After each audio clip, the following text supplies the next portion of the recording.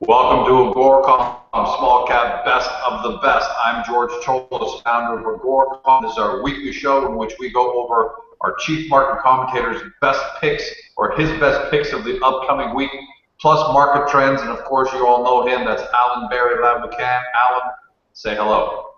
Hello, George. You're looking very dangerous today. I'm afraid of how our contests are going. You must be beating me these days. Well, this is the new office. Unfortunately, I don't have any blinds yet behind me, and so all you can see is the black sky. That's why it looks that way. By the way, for everyone who's a regular, we know we've got hundreds of people who watch this show, and we just opened up to a whole bunch of more people. We're going to start doing this show on Sunday evenings for a couple of reasons. One, everyone's tired on Friday afternoons. And two, it seems like most small cap people start doing their research again on Sunday evening. So by putting it here, by putting it out, and we're now starting to do it live. So you'll be able to catch that link on AGORACOM, right in the news flash area if you're in the discussion forums, on my Twitter feed and on Allan's Twitter feed, or you can always try and friend us on Google Hangouts. Follow us and we'll follow you back, or we can invite you into future shows. But and your YouTube channel, George, it'll be live on the YouTube channel too. Yeah, not on the AGORACOM one, because the way I've got a program here, I'm set up to the my George Tsiolis personal one through this. Oh, okay. So we'll make sure we give people that link in the future. So let's get straight to it. We got some big news for you, Allan. Before we get into the picks, the first one is since last time we spoke, you were appointed as a special consultant to Dunedin Ventures, trades on the TSX Venture Exchange on the stock symbol DVI. Congratulations, that's huge. We love hearing our AGORACOM people graduate to the next stage. Tell us about Dunedin. Tell us about what you're doing. And for you to be taking an appointment like this, there's got to be a good reason. So tell us about that. Yeah, George, well, thank you very much for the congratulations. I'm really excited about this new special advisor position that I've taken with Dunedin Ventures. As you know, I've had a lot of background in the Canadian diamond exploration and development scene for well over a decade now. And in fact, I used to work with some companies on the, helping them out consulting-wise in the diamond situation. So I'm really excited to get back into the diamond scene. And George, I'm sort of putting my money where my mouth is these days. You know, I've been telling a lot of people that I think right now is a real time to be a builder in the resource space. The stocks are all hammered. The prices of the commodities are all down, except for diamonds. Actually, diamonds are doing quite well. But all of these commodities are getting beaten on, and these resource stocks are down in the dumps.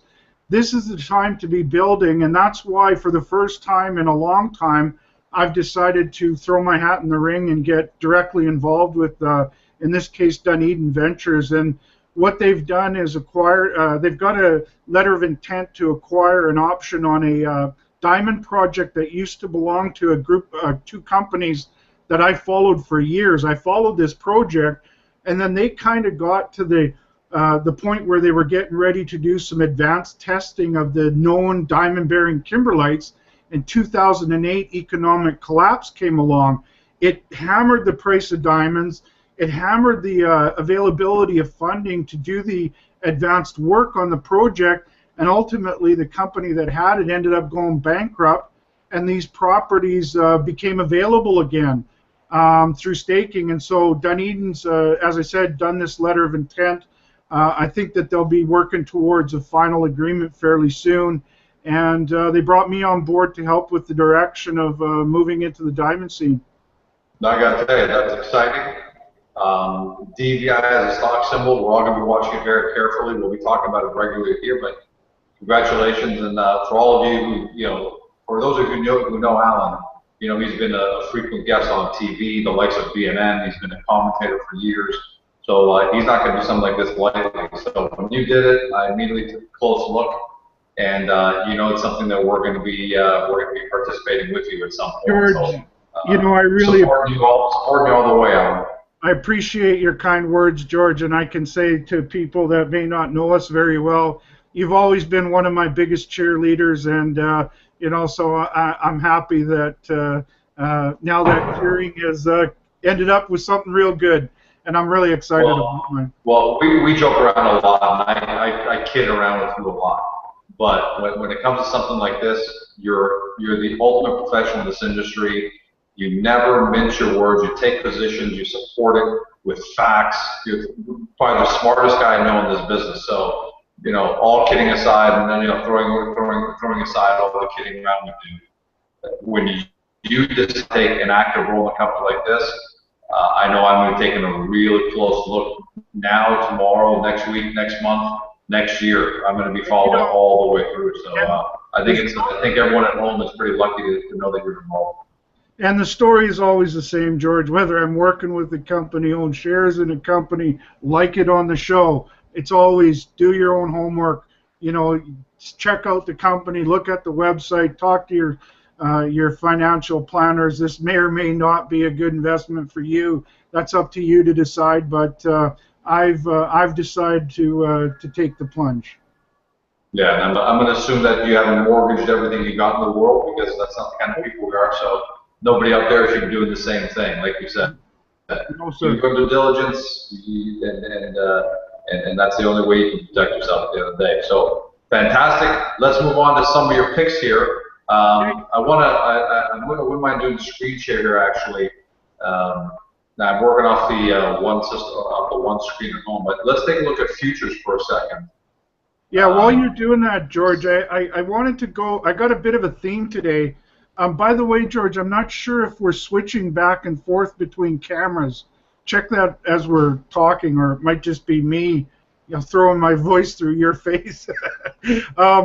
I have a bit of a theme on the picks today. In that I'm going through.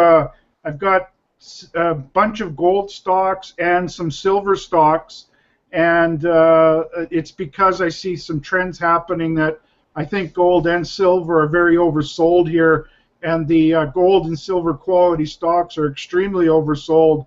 So I think it's a good time to be putting together a shopping list of these kind of companies, and that's what I've done today. All right, well, let's take a look at a couple of things here. Here's a bit of a snapshot of what's going on out there right now. Sunday is the futures. The Dow's down. So right across the board, you see negative in all equity markets around the world. Nikkei from the U.S. to Japan. Gold was down just a little while ago. I mean, take a look at that chart there. That's something you and I have been arguing about, and I don't like to be right on this one, but since the summertime, I've been pretty bearish on it. It's continued it. So for you to go out on the limb still, I'm gonna put you to the challenge there. But gold's slightly positive, and nothing really radioactive, green or red, because this is a heat map here. So a couple of radioactive stuff is, for example, sugar and the Australian dollar, but not the kind of things that we necessarily cover here. Copper might be of interest, depending on your picks, but everything else seems to be towing the line here. And just want to make sure we put that out for everybody. So let's go to your stock picks. Hey, George, I got a question for you about the big markets there. What do you think about them these days? I was really bullish after 2008. I stayed bullish for about 3 or 4 years. Recently, I've been more bearish. I just think that the valuations are stretched, and earnings growth is not that high, considering what the earnings growth is. So the PEG ratio is pretty rich right now, but I've been wrong for a good year now. So what are you thinking about the overall market? Well, I have not been a bull as in terms of buy and hold, but everyone knows, if you follow me on Twitter at AGORACOM, I've been aggressively trading to the long side. A lot of big cap names: Tesla, Twitter, Facebook, Apple, you name it. But I'm not buying and holding, and that tells me that. So my trading is there because I think we still got some leg in this. Why? Interest rates are all-time low. The markets around the world are terrible. So you may have a situation here that even though valuations are rich, you've got nowhere else to play right now is the problem, and you got these massive funds and all these guys around the world who need to put their money to work somewhere, and they're putting it to work in the U.S. market. Having said that, yeah, I feel stuff is getting really stretched, and I'm being really careful. If you follow me on Twitter, there's a couple other things I think you should people got to be aware of, George, is one that, you know, sentiment is very bullish right now. Whether you're looking at analyst sentiment or just the market sentiment, I like to look at the market sentiment, and right now it's very bullish. We're coming into September, October. You know, how is that the summertime going to affect earnings and stuff like that? I think you want to be a little bit conservative right now, and especially when I hear, what was that football player or basketball player, Carmelo Anthony, just announced that he's getting into investing in tech. You know, that's the kind of signs, that might be your bell, ding dong, you know, ringing at the top there for, but it is, you're right. I don't know, see, I'm going to tell you what I told you back that we talked about in the summer, that in a span of a week, Malaysian Airlines got shot down by the Russians or Ukrainians.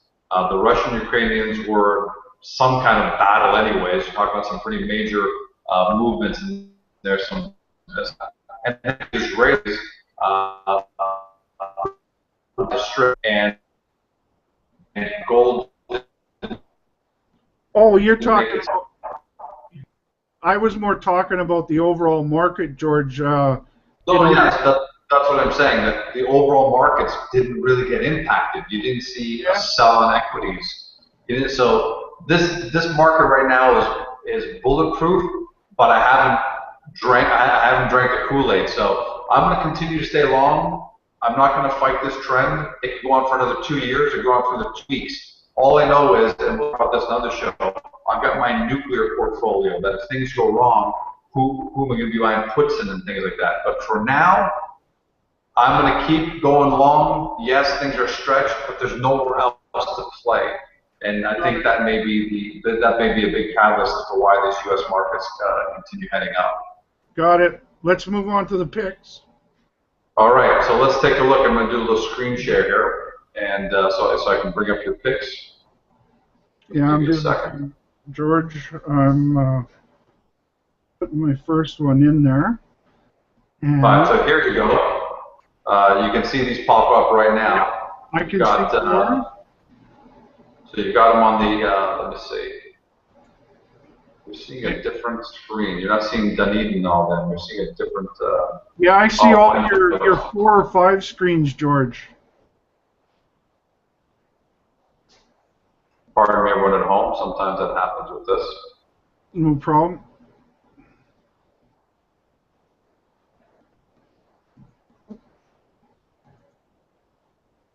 You can see my screen, my chart, George? Not as of yet. Hold on. Let me just... All right. So you can see the top left-hand corner. All right. That's all I need you to see. So you can see I need you to look at this list right here. Here's Yep. where we're going to go through. So let's go through these in about a couple minutes each. Okay. All right. Your first pick, again, you're really doubling down on gold, it looks like here. So Klondex Mines, KDX and TSX, close at $1.93. Average volume of that stock is about 200,000 shares a day. Are these all strictly valuation right now? They've gone too cheap and you're making picks? Yeah, exactly, George. You can see my chart now. Is that all right?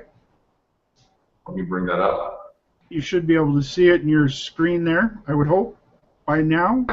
Pardon me? Yeah, you're good to go. Good. All right. So yeah, Klondex is a combination of a you know, I'm really, my theme today is I've got a lot of gold picks. I really think that in the last couple months, gold has been getting really oversold. I think that it's in a seasonably very positive window.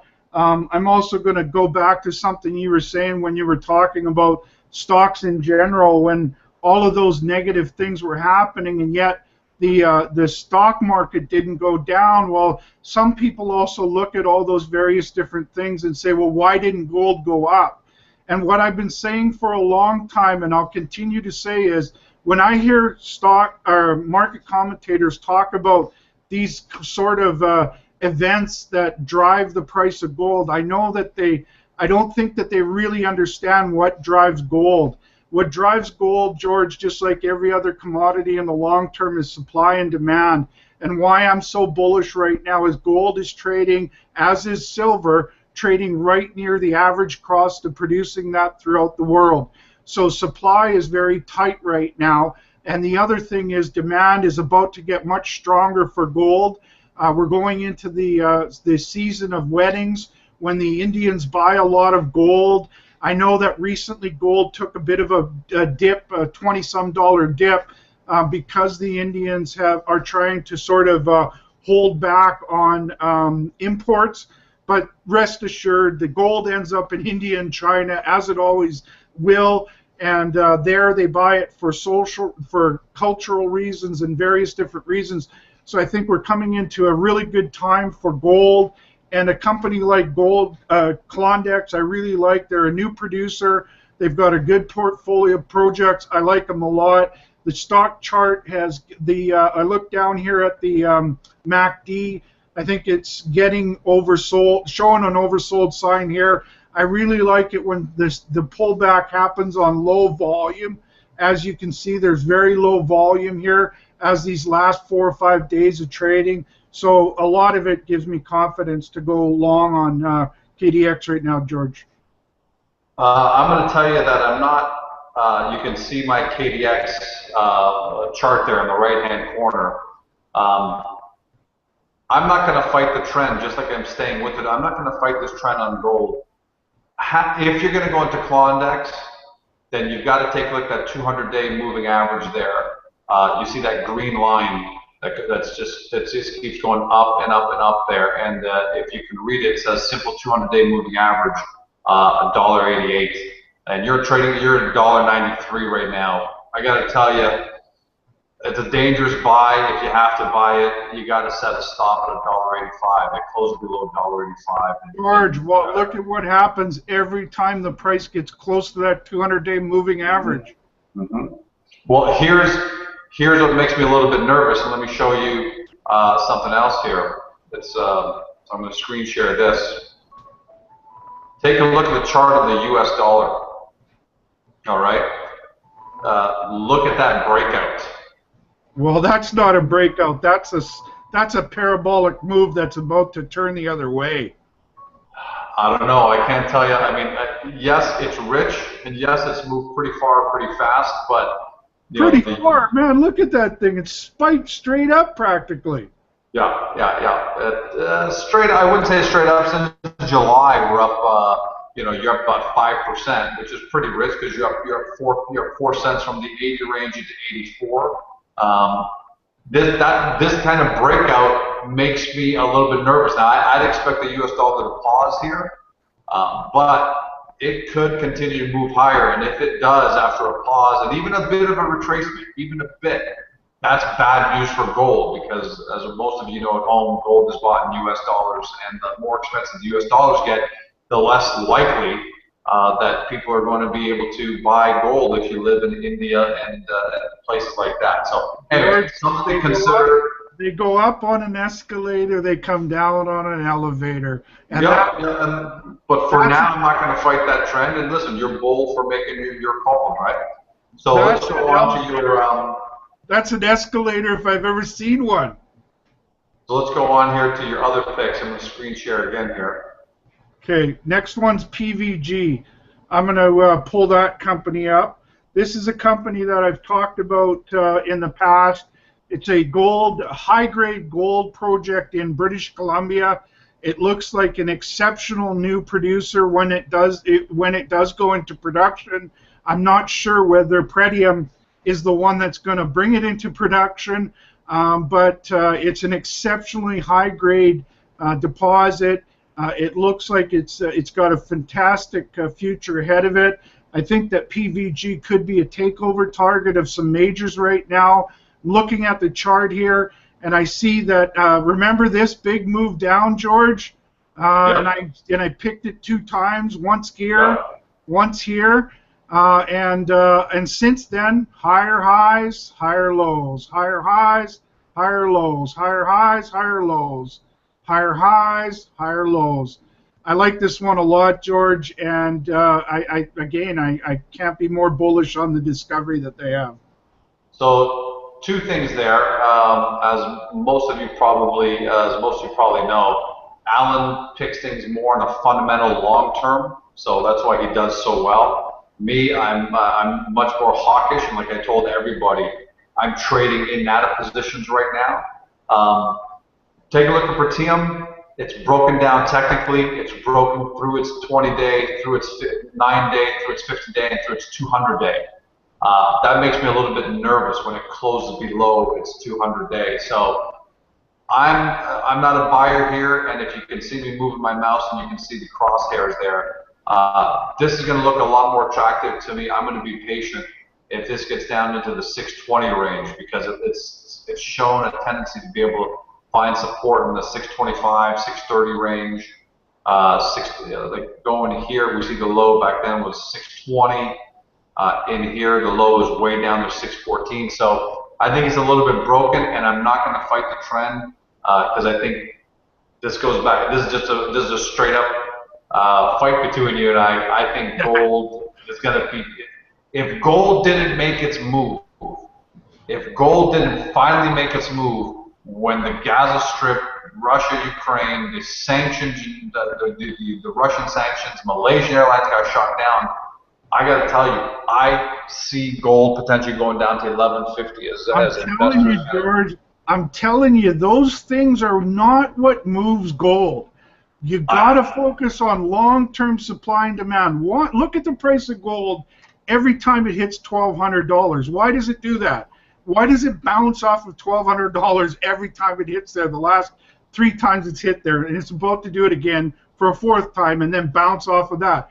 The reason is that it's all about supply. It bounces off the average cost of producing an ounce of gold in the world, $1,200. It keeps doing it. Bang, bang, bang, like clockwork. And it's clockwork again for me here. Yeah, that's sure. 1150, George. If it gets down to 1150, I'll be banging the desk even more than I am right now. Remember, I'm the only guy banging the desk right now while everybody's licking their wounds and looking for cover. Yep, and usually I'm that guy too. But yeah, take a look at gold right here. You can see that chart that I just put up. This goes back to last August. That's its 1 year there. You know, you're right. I'm not telling you that you're not right fundamentally. Do a 3 year, George. For everyone at home. Hold on. Let's make it clear. 3 year. Oh, and let me make it clear for everyone at home. I'm not saying that your fundamentals are wrong. I think your fundamentals are dead right. However, we do know the way the world works now. I've seen this piling on mentality. Remember when Apple went from $700 to $350 in a matter of 6 months? Why? People smelled a little blood in the water, and hedge funds just pounded the hell out of it to get longs out of it, and they had sentiment on their side. So short term, I think gold can get weaker from here. I don't see anything on the horizon that takes gold higher, and I don't see a technical bounce at all. And this is going to be really funny. You and I are going to look back at this 2-3 months from now. We're going to really have a laugh about us where we are. But so far, you got to admit, from 1,300 to 1,350, I've been right all the way down. I think we got another $100. For sure. But George, I see it every time. The hedgies, they get really nervous when they see it at around $1,200. All right, I might give you 12. Well, right now it's at 12.30. There's another $30 to go, which is why those stocks like Pretium and Condex, these guys, I'm willing to sit back and wait a little bit longer. Even 1,200 is enough for me. Is enough to scare more people out. So just something to keep in mind. Now let's keep it moving along. Okay. Yeah. All right. Next up is actually a new company for me, George. Yep. Your next one is IDM Mining. Trades in stock symbol IDM on the TSX. 42.5-cent close on Friday. Trades 50,000 shares a day, which doesn't make me thrilled on the liquidity side, but I've been burned by that with you in the past, where they gain liquidity sooner or later. But talk to me about IDM Mining, why you like it at this level.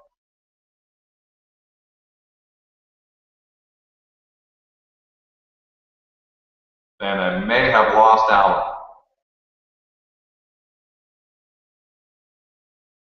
So everyone at home, just remain patient for a second here. Let's see if there he is. Allan, you're back?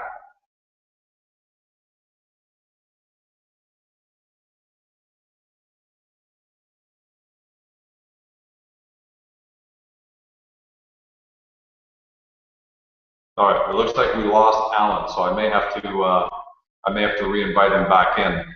But you can. Oh. Hey, George, I'm back. All right, there you are. You're back. You're back in. So tell us You know what it what, is that you George? think about IBM.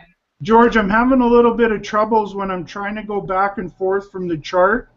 How about you just talk about the stocks and don't even worry about the charts? Why don't you just go You ahead? can talk about the charts. I can see your chart anyways, so I'll just give you my rundown. This is a new company for me. It's run by a guy named Rob McLeod.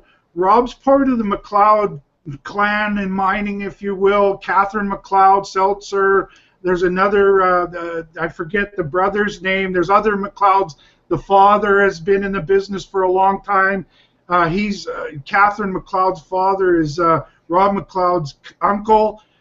These people are very smart when it comes to gold exploration and any exploration, actually. And IDM is run by Rob, and he picked a piece of property that had, it's much like what I talked about with Dunedin and the diamond project that lapsed. They've got a project that he had worked on years and years and years ago and really liked, but it just sort of sat there and nobody was doing anything with it. And he was able to get his hands on it. And I really like, this is more, not so much a chart, short-term play, but I wanted to throw IDM in there because I do like the general story of it's in British Columbia. He's looking for high-grade gold. He thinks based on the past work that he's done there that he might find some. In fact, I'm going to try and invite him. He follows me on Twitter, and I'm going to try and invite him onto one of our shows, George. Okay, and I don't have any comment for that reason. That you're right. It's too early. The volume's too low. Liquidity is too low for me to make a technical call on it. So I'm going to remain neutral, and you've got more of a long-term fundamental call on IDM mining. Your next one up is Lucara Diamond, LUC. So this is new also. TSX big board. $2.40 close, 242 close. What I love is the volume, 500,000 shares a day. So this thing's doing $1.25 million a day in liquidity. That's what I look for. Tell me about the fundamentals of Lucara. Lucara is a diamond company that I've followed for a long time. You can put that up in your chart there, George, so when you're talking, people can see the chart. But okay, Lucara, it's a company that I picked in the past, but not very many times because it's been just going up and up and up. But it recently had a little bit of a stumble, and that's why I'm picking it. And you'll see on George's chart there the stumble that it's had. But they're a diamond producer. They've got a great discovery, a great project in Botswana. Botswana is one of the most important diamond production countries in the world, and they were able to find a really good mine there, and they're producing some very nice sized diamonds. So as you can see, when George starts talking, here's the Lucara diamond chart right here. This is let me hide that. This is a 1-year chart. Made a nice move here from Gretzkyville, 99 cents. Beautiful looking chart, really nice looking chart. Looks like it got up here to about 285, and here's a stumble.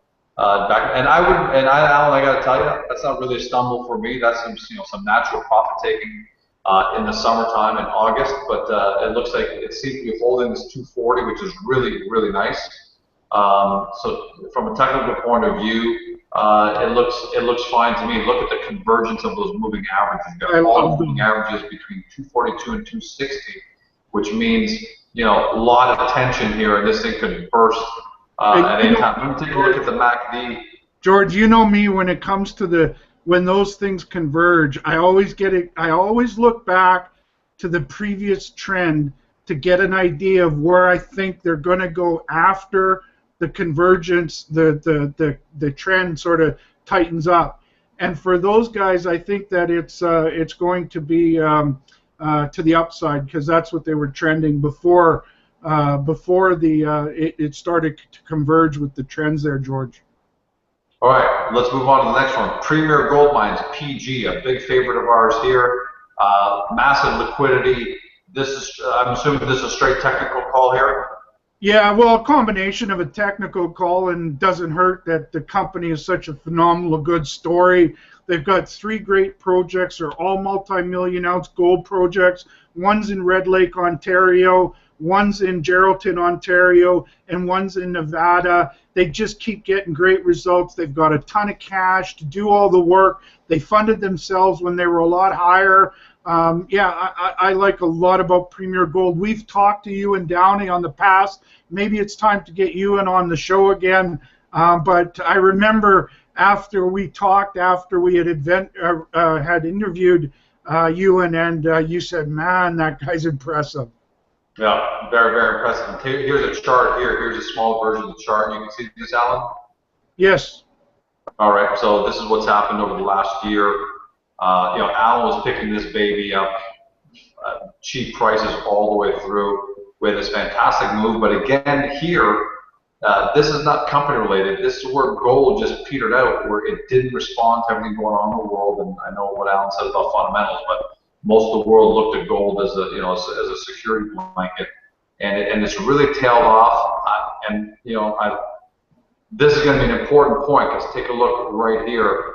All right, this seems to be this is a line in the sand right here for Premier Gold. So if I was to buy at 267 where it closed, I would have a really tight stop of 255 or something like that, 250 maybe, Good spot, and see where it goes. I didn't notice that former resistance. You hope that now it becomes support. And I like that. Yes, one. And it should be. That's the rule, right? Former resistance becomes support. So you're looking at 250. Anything below 250 is going to worry me. So if it gets below 248, let's say, and it closes below that, then that would be my stop loss, and I would trigger it. But I love the company, great guys, and more importantly, great projects. Next up is Bear Creek Mining, BCM, on the Venture Exchange. So I'm going to bring up the chart here on the side. Why don't you go and talk to us about, whoa, I don't like that. Yeah, so tell us why we're looking at this right now. Okay, George, now here's another theme.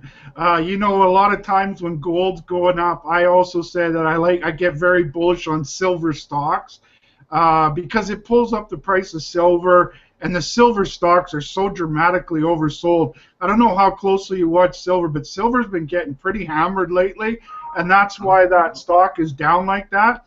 But Bear Creek has 2 great deposits of silver down in South America. It's run by Catherine McLeod Seltzer.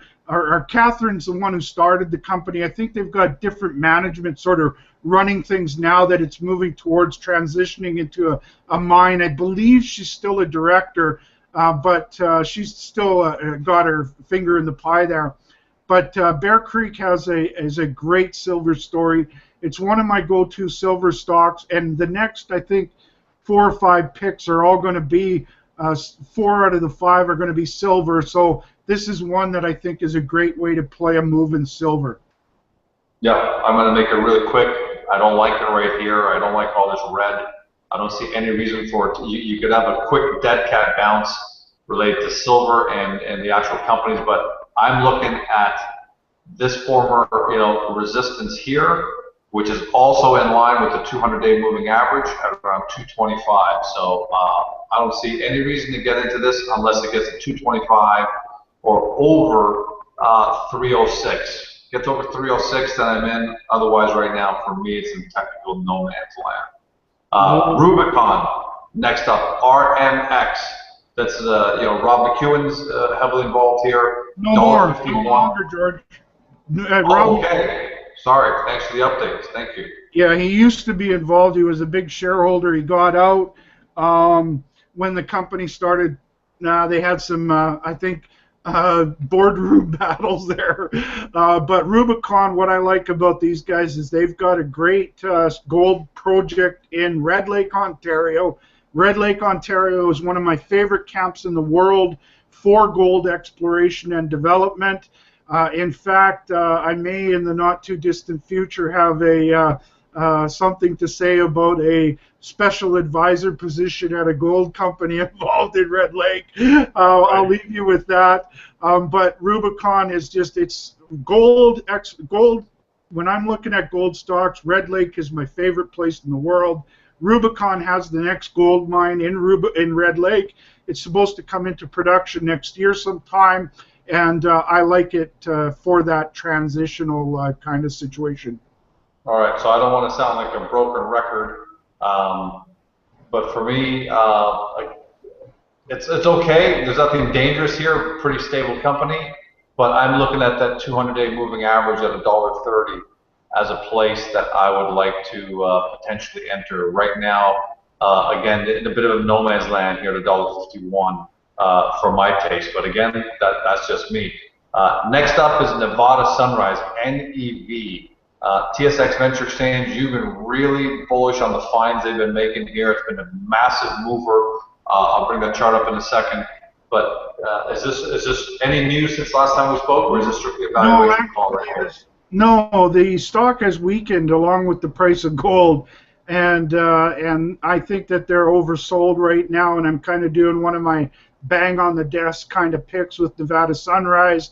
I think that this is very undervalued. They've got one of the best discoveries that I've seen in Nevada in a long time, and I just look forward to future results, future work on this project. Nevada Sunrise and their partner, although I didn't make a pick of them, is Pilot Gold. I like both these companies a lot. And George, I think you're going to say the same thing that you've said about all my other picks when it comes to this pick. And I want to ask you a question. When you see a bunch of stocks trade like that, what does that tell you about what's going to happen? To me, when I see that happen, I know that those stocks are trading more on emotions and sentiment than they are on fundamental reality. I like to stick to fundamental reality. That's why I'm, sort of going all in here, banging the desk. Even if it goes down to 1150, like you said, I'll still be banging the desk because I think we're that close to the turnaround to things getting stronger. But what do you see when you see stocks as a group getting sold off, baby with the bathwater kind of action? Here's what scares me, and my experience has been from years of, just like you, less than you, but years and years of it.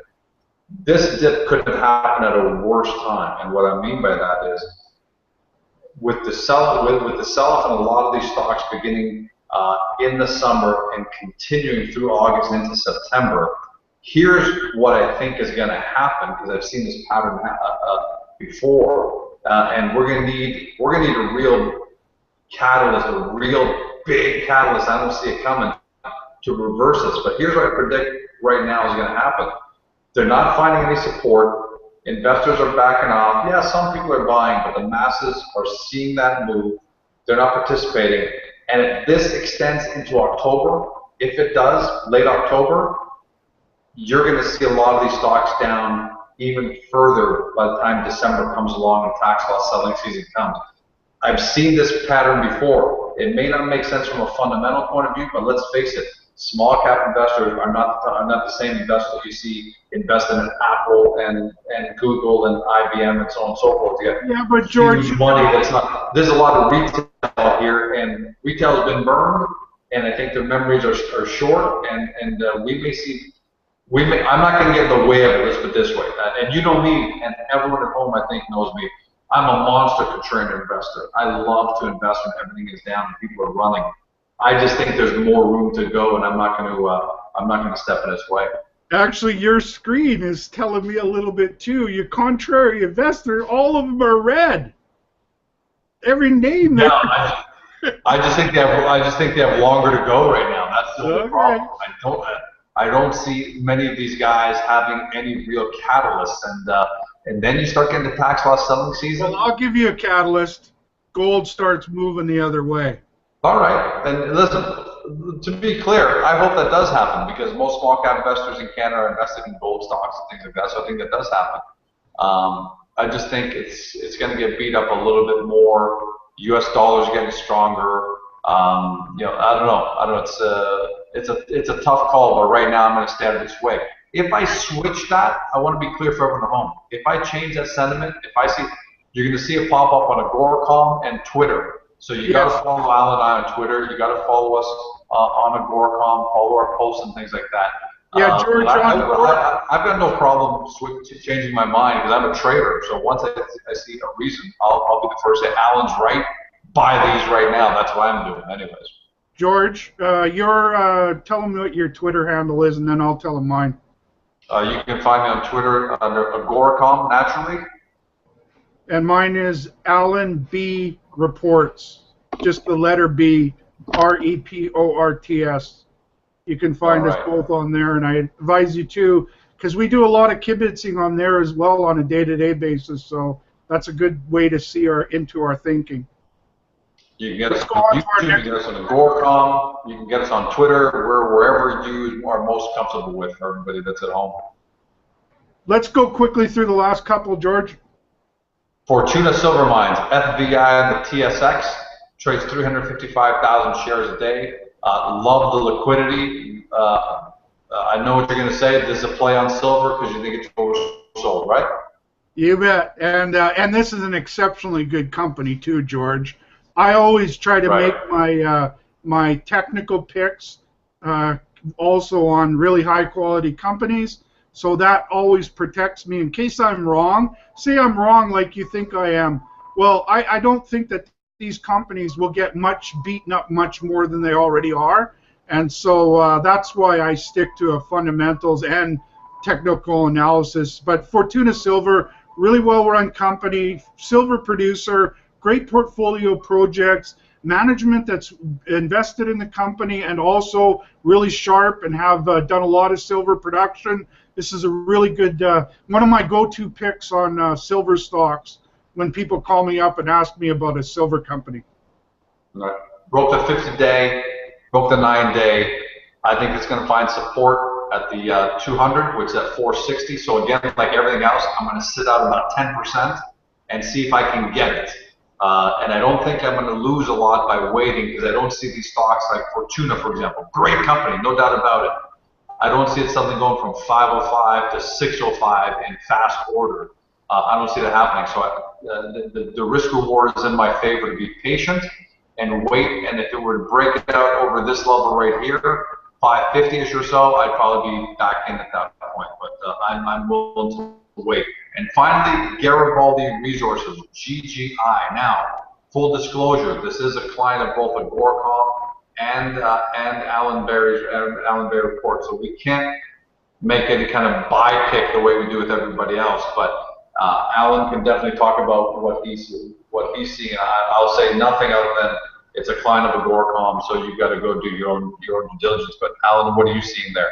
Yeah, George, and you know, this is on my list, and again, whether I own shares in a company, whether, you know, whatever my bias might be, I don't say anything about any company unless I have the story to back it up. And what backs up the Garibaldi right now is they're kind of an emerging silver discovery company in Mexico. They've started to drill a couple of new discoveries that they have, and right out of the box they're getting very successful results. They're getting some good-sized intersection of very high-grade silver, and I don't find a lot of really good sort of new silver companies to talk about. And you know, their silver projects were the reason that I originally started invited them to have a banner on my website. And I'm glad that they're doing really well with those silver projects. But again, as George said, go do your homework. I'm not going to comment on the stock chart, but go do your homework. I think you'll see the results that make me excited about the company.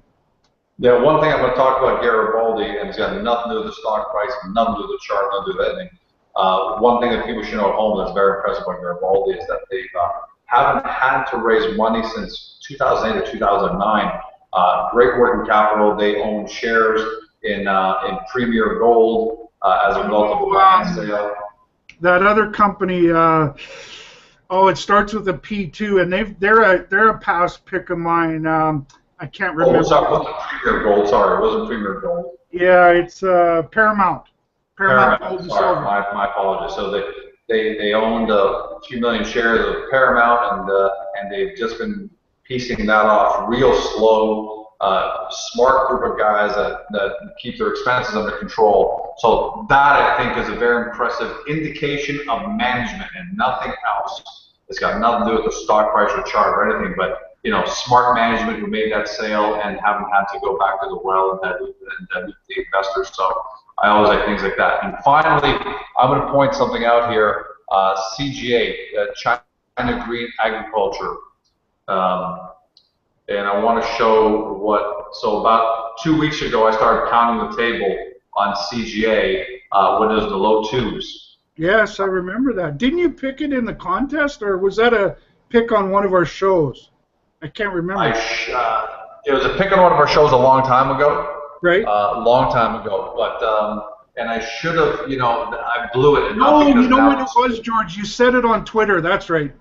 You mentioned it on Twitter. I pound the table. Yeah. And they came out with their earnings and look at that explosion. And what's pretty impressive is the fact that they're hitting their 200-day moving average there on huge volume. Take a look at the volume right here, guys. 13.6 million shares, up 25% on Friday. When it normally trades 497,000, it's called 500,000 shares a day on average. Wow. Why? They just came out with screaming numbers. They're basically trading at 3 times earnings when they're in the 250 range. So this could easily be a $7, $7.5, $8 stock in the next 2-3 months. I wouldn't chase it. It's tough. Take a look. I want to show you this. While you're doing that, George, I'm looking at that, and I think it'll get a little bit of profit taking in the next day or two, and I'd look for that stumble. Then it'll trade below the 200-day, and as soon as it trades a little bit below the 200-day, that'll probably be the next launching point for the stock. So this is the trading all last week, and then on Friday. So this is Friday. So it closed here. Yeah, the day before 229, boom, look at that move. Right up, right to a high of 380. Look at the juice on that. And this, sorry about that, let me zoom back out. This tail off that you're seeing here is intraday. That's what's pretty spectacular about it. So yeah, it would have a little more profit taken, but I think when you see 13.5 million shares traded, people have discovered it. They've woken up, they settled some pretty big class action lawsuit stuff. And I think that the road is clear for that as time goes on. So let me take my screen share off here. There we go. I'm back. See your pretty face again. All right. So good stuff. This has probably been the most contentious, and not that it was contentious in any way, shape, or form, but I've never disagreed with you so much in one show, and as good as I feel about that, my ass handed to me in 2 weeks. And you're going to be replaying this, but hey, that's what makes a market. You provide your information, I provide mine. Yeah, George, you set me up with the nice comments about my new job, and then you hammered me the whole show on my picks. But you remember, whenever I often make these picks when everybody's going against me. And right now, everybody's going against me on the price of gold, and that's when I actually get pretty excited. So we'll see where we go from here. But gold, I'm looking at right now. Here's what it is, George. If somebody agrees with me, and they think that gold is oversold, and they think that it's ready to start recovering, I wanted to put together a really strong list of companies for them to go do their homework on, so that they had a strong chance to beat the market if it does go the other way. But I always like what you say too, George. With those good companies, they've got the kind of liquidity that you can put some stop losses in there and protect your downside. Like George says, most of those, most of the ones that you said, George, where to put the stop was just about 10% below where they're trading right now. Mm-hmm. That was almost consistent across every pick. So look for that, folks, when you're if you do your homework and you make a decision, don't forget George's the stop losses in there. All right, great show, awesome. Let's end it off on a positive note again. Congratulations on your appointment to Dunedin, DBI. If you got time today, go do some research and keep Dunedin in front of you. Fall. This is not a barn burner where you got to go do something tomorrow. Keep an eye on it. Watch its news releases. Educate yourself, and listen to commentary from Allan in the future. And don't forget, George, what I told you before. I'm looking for. Remember when we talked about cold money? I'm looking for ice with this company. I'm looking for that cold money. I want people that do their homework, understand the company. We're trying to attract shareholders that are thinking like they can see a long-term bullish scenario for the price of diamonds, and they want to do their homework and participate that way. We don't want no hot money. So again, go do your homework if you're interested in Dunedin. And thank you very much for those kind words, George. Yeah, buddy, you've earned it. Trust me. All kidding aside, you've earned it. Thanks to everyone at home. And anybody who might have tuned in live, this is the first time we actually put it live on the web. We didn't do a lot of marketing around it. We just kind of threw it up on Twitter and a couple other places, and hopefully some people tuned in and enjoyed watching. Have a great night, everybody, and have a great week. And we'll keep an eye on Twitter, keep an eye on AGORACOM, because Allan and I both do interviews during the week as well when we see fit, and sometimes we have some great people on that you want to meet and get some information from. So have a great night, everybody. Thanks for joining us. See you next time. See you soon.